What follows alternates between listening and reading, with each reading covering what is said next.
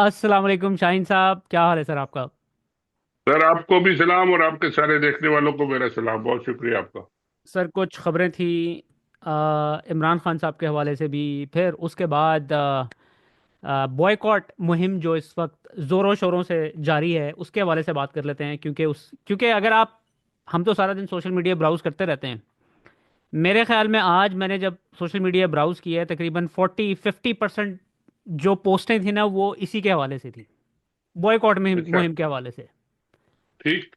अच्छा, तो उसका इम्पैक्ट जो है वो ऑलरेडी पड़ना स्टार्ट हो गया। उसकी वजह पता है क्या है? कि जो इस्टेब्लिशमेंट के जो सहाफ़ी हैं, सहाफ़ी हजरात, उन्होंने इसके ऊपर पब्लिकली बात करना स्टार्ट कर दी है।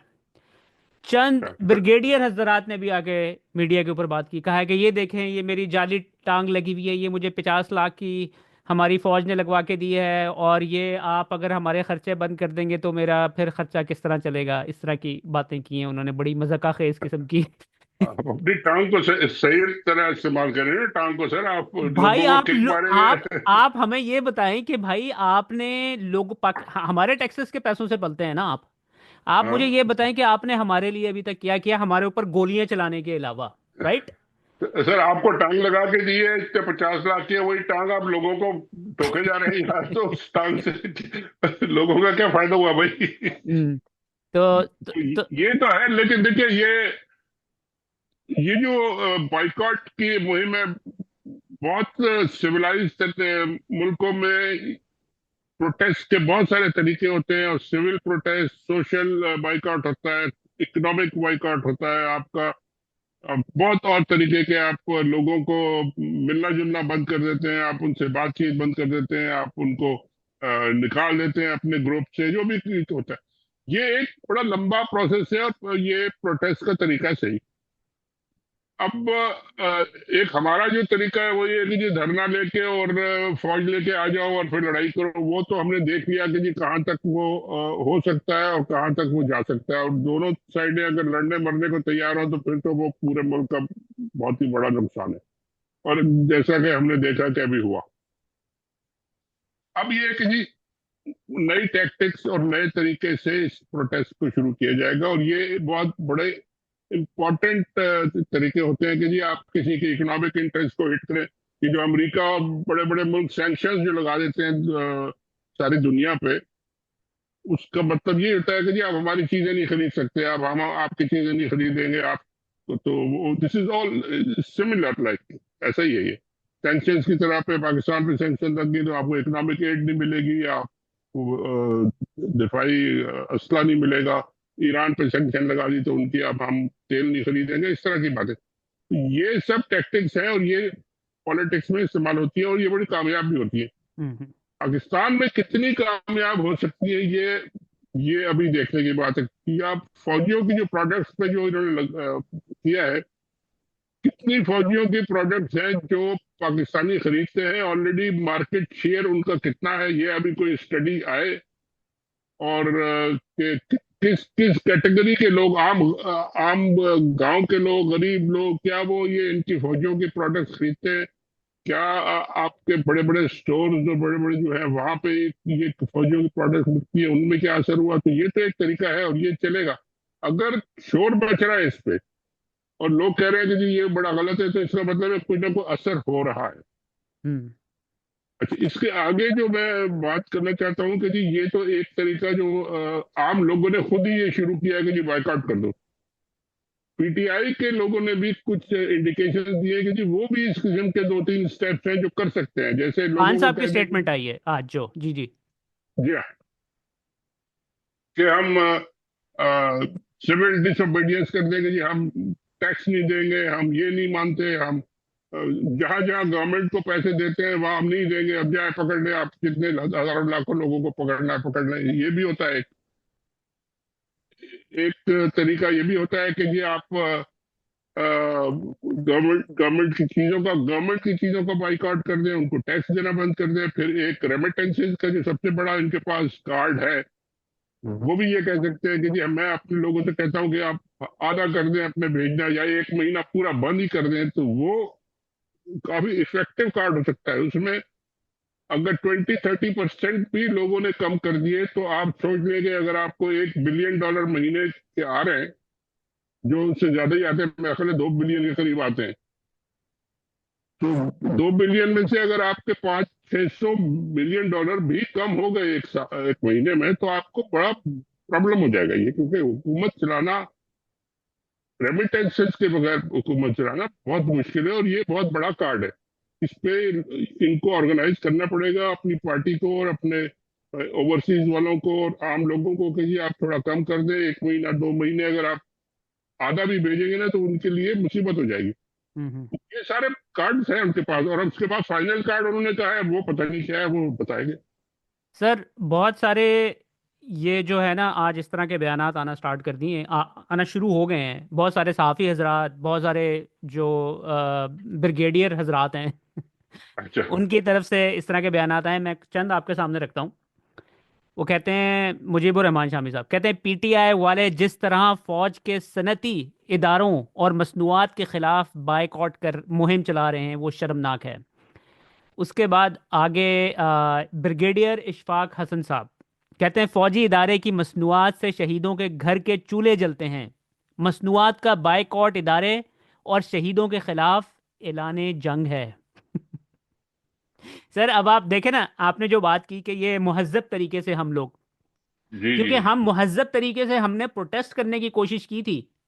उन्होंने हमारे 17 साल के बच्चों को, 16 17 18 साल के बच्चों के पीछे वो बैठे हुए थे अपने बाप के साथ, उनके उनकी जी। कब्रों के ऊपर, उनकी पीठ के ऊपर उन्होंने गोलियां मारी हैं।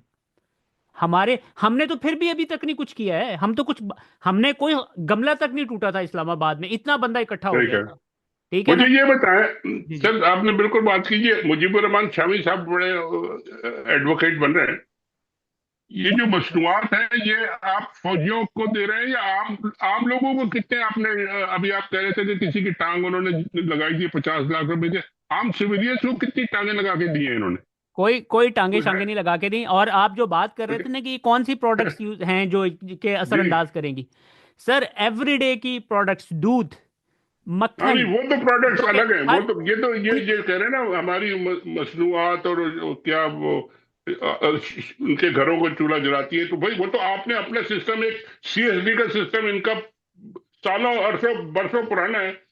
स्पेशल वो जो सीएसडी की बड़ी बड़ी दुकानें होती है फौजियों के, वहां सिर्फ फौजी जाके हर चीज उनको सस्ती मिलती है, और ये आज से नहीं, 50 से 60 से मिल रही है। हमने कई सीएसडी की दुकान, बड़े बड़े स्टोर हैं, इन पे हर चीज वो तो शुरू से ही अपने आप को तो सस्टेन कर रहे हैं, अपने लोगों को दे रहे हैं। आम लोगों को उसमें क्या फायदा हुआ है सर? और अगर आम लोग वहां से नहीं लेंगे तो आपको क्या नुकसान होगा? आपके अपने लोग तो दे रहे हैं, आप जो बेच रहे हैं बेचे, करें अपना जो बिजनेस आप। अगर ये चाहते हैं कि कमाए आम लोगों से और खर्च करें अपने लोगों पे, और फिर उसके बाद आम लोगों को लाते भी मारे, जूते भी मारे और गोलियां भी मारे, ये तो सर जाती है। और हमें सर एक और बात भी बता दें कि ये जो इन्होंने टांगे वगैरह तोड़वाई हैं, ये क्या किस तरह टूटी हैं इनकी टांगे? दूसरे अमेरिका की मर्सनरी फौज बन के, जिसका जिसके उनके लिए इन्होंने तालिबान को पाला, फिर उन्होंने कहा कि नहीं अब तुमने इसको पाल लिया, अभी तुम इनको मारो। उन्हीं के लिए किया था ना ये सब कुछ। हमारे लिए, पाकिस्तान के लिए तो इन्होंने कुछ नहीं किया। मर्सनरी आर्मी बन के काम करते हैं, फिर जब इनके जनरल्स रिटायर होते हैं, 12 अरब रुपए तो उसके सिर्फ बीवी के अकाउंट से निकल गए, बाजवा की। जी इन जी जी। सारे पैसे ये सारे खा जाते हैं सर। ये हमें ये ड्रामे करके दिखा रहे हैं कि हमारी टांग जो है वो 50 लाख की टांग टूटी है। तो अब मुझे बताएं मेरा खर्चा किस तरह पूरा होगा? ये कहानियां सुना रहे हैं हमें। सर 50 लाख की टांग उन्होंने आपको लेके दी, आपने उस 50 लाख की टांग से कितने 50 सिविलियंस को टीके मारी है, ये भी तो बताएं। Exactly exactly. आपने, और उस टांग का कोई अच्छा काम भी कोई बता दें कि उस टांग को आपने इस्तेमाल किया किसी को हेल्प करने के लिए, किसी को रोजगार देने के लिए, किसी किसी को मदद करने के लिए, सिविलियंस की, जो आम लोग हो। हम्म। आपकी टांग लग गई, आप उस टांग को लेके आपने लोगों की शुरू कर दिया आपने, तो ये तो इस तरह। मगर देखिए जी, ये लड़ाई जो है ना, ये एक तरह से विद इन सिविलियन तरीकों से की ये लड़ाई है, कि जी ये ठीक है, हम ये करेंगे, और इसी तरह रेजिस्टेंस है ये, इसको कहते हैं सॉफ्ट पीसफुल रेजिस्टेंस।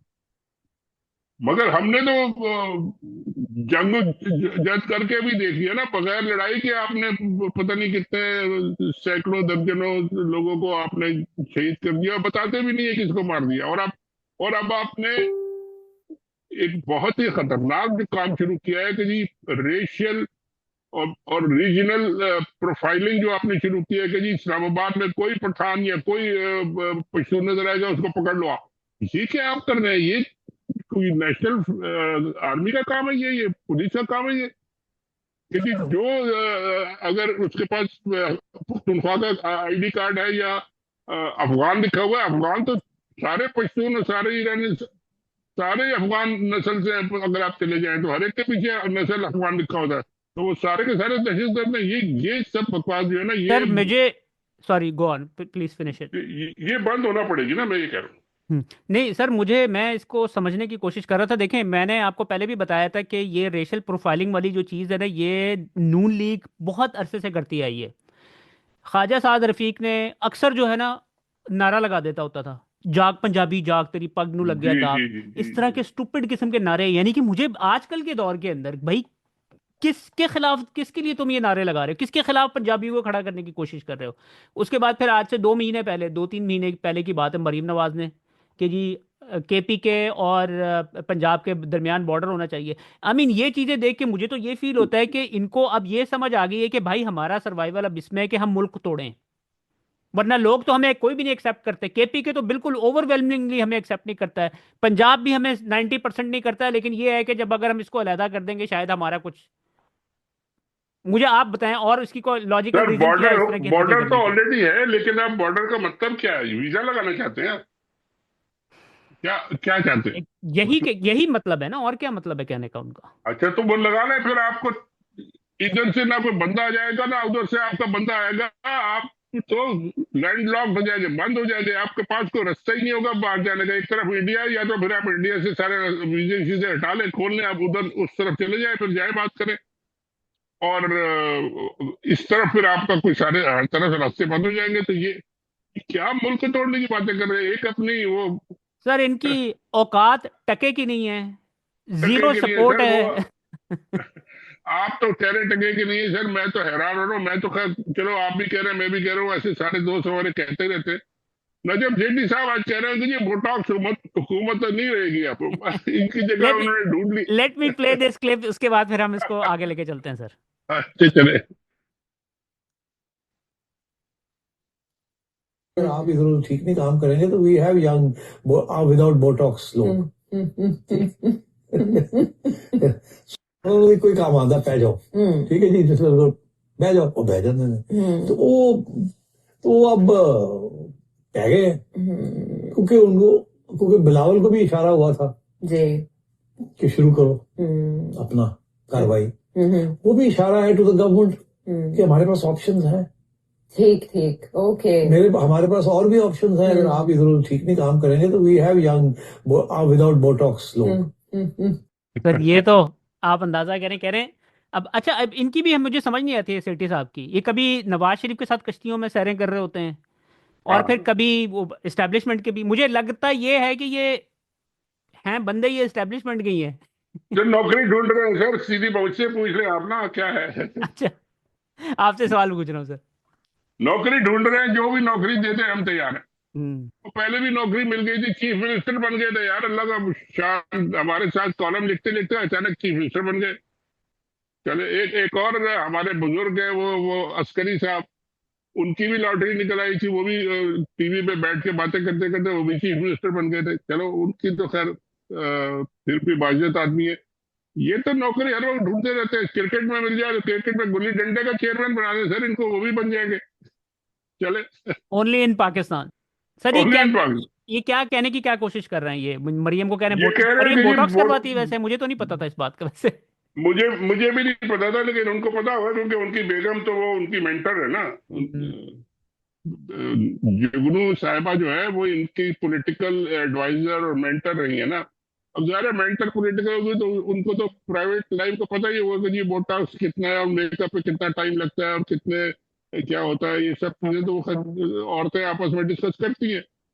उनको पता है कि जी बोटॉक्स का ये सारा खेल है। अब वो कहते हैं कि ये बोटॉक्स के बगैर भी हमारे पास मौजूद है। अब उनके बोटॉक्स के बगैर वो जो है बिलावल साहब हैं जो अपना मेकअप पता नहीं करते हैं नहीं करते, वो उनकी तस्वीरें अगर आप इंटरनेट में देखें तो वो तो नजर आता है कि जो वो बोटॉक्स करके नहीं, वो तो पूरा चेंज ही हो जाता है उनका शक्ल सूरत, और जेंडर ही चेंज हो जाता है जब उनकी तस्वीरें आप देखें तो। हम्म। तो वो कहते हैं हमारे पास मौजूद है। और तो ये इनकी आपस के अंदर के झगड़े चल रहे हैं कि जी ये फौजी जो है वो कहते हैं हमने मार कोड़ा तो कर दिया, अब जिम्मेदारी आप लो। हम्म। फौजी जो है सारे की सारी चीजें अपने कंट्रोल में रखते हैं। खुद अपना होम मिनिस्टर है, उनका इंटीरियर मिनिस्टर है, खुद फाइनेंस मिनिस्टर है, खुद सारे आईजी उन्होंने लगाए, खुद सारे चीफ सेक्रेटरी उन्होंने लगाए। कोई पुलिस का बंदा इनके बगैर क्यों नहीं कर सकता। गवर्नमेंट की उनकी एक एक बात नहीं चलती। और जब गड़बड़ हो जाती है तो कहते हैं जी आपने तो लेटर में भेजा था कि जी फौज आ जाए तो इसलिए हम आ गए, अब आप जिम्मेदार है, आपने क्यों नहीं। यार ये इंतहाई बेगैरती और यानी क्या कहना चाहिए। फेल भी हो जाते हैं, नाकाम भी हो जाते हैं, फिर दूसरों पे इल्जाम डालते हैं और फिर वही काम शुरू कर देते हैं जो करते थे। अकल यानी एक बात जो जहांगीर उन्होंने किया था, वकील जो थी बड़ी, उन्होंने कहा था कि दीज ऑल डफर्स। आसमा जहांगीर साहबा ने, जी जी। आसमा जहांगीर था। और ये साबित कर रहे हैं कि जी yes you were right, we are all duffer. Hmm. करें फिर मुल्क का बेड़ा गर्क करेंगे, अपना भी तो करेंगे खैर। सर, ये जो खान साहब ने तहरीक का ऐलान किया है, ये मुझे लग रहा है कि ये जो मोमेंटम बना है ना, ये जो लोगों ने इनके बिजनेसेस को 100 बिलियन डॉलर्स की एम्पायर थी इनकी 2008 में। किस चीज़ हम्म। की एम्पायर है सर? ये कहाँ से ये सारे बिजनेसेस, हर हर बिजनेस के अंदर ये इन्वॉल्व है पाकिस्तान में। पाकिस्तान में कोई कोई दूसरा बाहर से क्यों नहीं कंपनियां आती पाकिस्तान में बाहर से बिजनेस करने के लिए? क्योंकि ये खा जाते हैं उनको। अलाउड ही नहीं है करना बिजनेस। अलाउड अगर है भी तो ये सारे बगैर टैक्स दिए, बगैर कुछ दिए, सारे इंपोर्ट ड्यूटी दिए, बगैर कुछ चीज के कोई इनको रोक रोक नहीं सकता है। सारे काम इनके हो जाते हैं तो वो कोई कम्पीट कर ही नहीं सकता ना। मतलब हम्म। दूसरों की कॉस्ट अगर 100 आती है तो इनकी 50 आती है, वो बिजनेस कैसे कोई इसके साथ करेगा और कैसे कम्पीट करेगा। और हम्म। ये डंडा चलाते हैं फौजी है जी, फौजी है, फौजी है। और फौजी अगर दूध भी बना रहा है तो वो भी मुर्गी भी फौजी है उसकी। यार क्या है। तो सर, ये जो बिलावल को करने की बातें फैसल वापडा साहब रोजाना आके कह देते हैं, बिलावल ये है, बिलावल वो है, पढ़ा लिखा है, शहादतें देने वाला है, बाप की कैद देखने वाला है। ये छोड़ दे सर, ये फौजियों ने बेशुमार टाउट फैलाए हुए हैं, छोड़े हुए हैं अपने अपने। कोई नहीं, जाके ये सिर्फ शहबाज गवर्नमेंट को ब्लैकमेलिंग के लिए इनको बिठाया हुआ, ये जी जो कहते जी हैं जी कि जी, ये सब उनको डराने धमकाने के लिए और उनको बताने के लिए कि जी यार जल्दी कर लो सर, वो आ रहा है, बड़ा भाई आ रहा है, वो देखो शेर आ रहा है, शेर आ रहा है, ठीक हो जाओ, ठीक हो जाओ, ये डराने के लिए है सारे। हम्म। इन लोगों की हैसियत क्या है। ये मोहसिन नकवी को 2 साल पहले, 1.5 साल पहले जानता कौन था? एक जर्नलिस्ट के तौर पर कोई जानता था तो जानता था, वो भी हम नहीं जानते थे कि ये क्या करते थे। हम्म। सीएनएन की रिपोर्टिंग करते थे। सीएनएन की रिपोर्टिंग तो इतनी आसान है कि जब तक ऑफिशियल अनाउंसमेंट ना हो वो रिपोर्ट ही नहीं होती। तो हम्म। वो कोई रिपोर्टिंग होती है? हम्म। बहरहाल वो उनको बना दिया जनाब, क्या क्या बना दिया, चीफ मिनिस्टर तो उसके आगे होम मिनिस्टर तो प्राइम मिनिस्टर बना देंगे। अगर कोई नहीं मिलेगा, वो कहते हैं नेशनल गवर्नमेंट बन रही है, उसके प्राइम मिनिस्टर होंगे जनाब मोहसिन नकवी। हम्म। बना लें सर वो, उसके बाद आर्मी चीफ भी उनको बना लें, चले वो भी हो सकता है। सर, ये एक आज ट्वीट की थी, जाने से पहले मैं आपका कमेंट लेना चाहता हूँ इस पे। मरीम नवाज शरीफ ने अच्छा। कहती हैं, शेर अल्हम्दुलिल्लाह। ओए, क्या हुआ शेर को? मुझे नहीं पता ये ट्वीट का क्या मतलब है ये। शेर का तो आज वो हारून रशीद साहब फरमा रहे थे कि वो लंदन जा रहे हैं दोबारा, भाग रहे हैं। अच्छा। जी हाँ, उन्होंने बाकायदा प्रोग्राम किया, उसने कहा कि जी वो लंदन जा रहे हैं और 1 महीना 1.5 महीना वहां रहेंगे, और उसके बाद वहां से पता नहीं कौन सी गोलियां वोलियां खा के आएंगे, पार्टी को दोबारा ऑर्गेनाइज करेंगे। और यार 50 लॉन्च करेंगे दोबारा पार्टी को, 50 दफा वो लॉन्च कर चुके हैं, पता नहीं कैसी लॉन्च है वो, हर दफा डूब जाती है, फिर आगे नहीं लॉन्च करते वो। वो इतने बुढ़े हो गए वो लॉन्च कर करके कि वो आई डोंट नो कि अब ये शेर को अगर उन्होंने लॉन्च में बिठा दिया तो वैसे ही डूब गई है तो सारी। सर, इनके पास इनकी सपोर्ट तो खत्म हो चुकी है, पॉलिटिक्स तो खत्म हो चुकी है पाकिस्तान में। इनके पास अब एक ही बिल्कुल तरीका है पावर में आने का कि किसी तरीके से कोई डिक्टेटर है ना, कोई जनरल को साथ मिला के जबरदस्ती हुकूमत करें, और वो कर रहे हैं, आपके सामने अभी कर रहे हैं। उसके अलावा अब इनके जर्नल पास की कोई तरीका नहीं है। वर्दी के पीछे छुप के ये करते हैं, बिल्कुल यही करेंगे और ये करते रहेंगे। और नवाज शरीफ साहब अगर पसंद नहीं करते ना तो फिर वो लंदन में रहेंगे। और शहबाज शरीफ साहब तो ना इधर है ना उधर है, ना हीओ में ना शीओ में, वो तो है ही नहीं, उनको हम्म, छोड़ दे। ये मोहतरमा जो है ना, ये फौजियों के साथ अब अंग्रेजी में तो बड़े आराम से कहा जाता है कि जी you you stay in the same bed, लेकिन इनके लिए नहीं कहा जा सकता क्योंकि ये गड़बड़ बात हो जाएगी। लेकिन ये कि वो रहेंगे यही। महावरतन कह रहे हैं ना आप, महावरतन। थैंक महावरतन अंग्रेजी में तो कहा जाता है, you sleep with you know you. With your enemy और व्हाट। चलें, thank you so much Shaheen साहब, आपके टाइम का थैंक यू सर।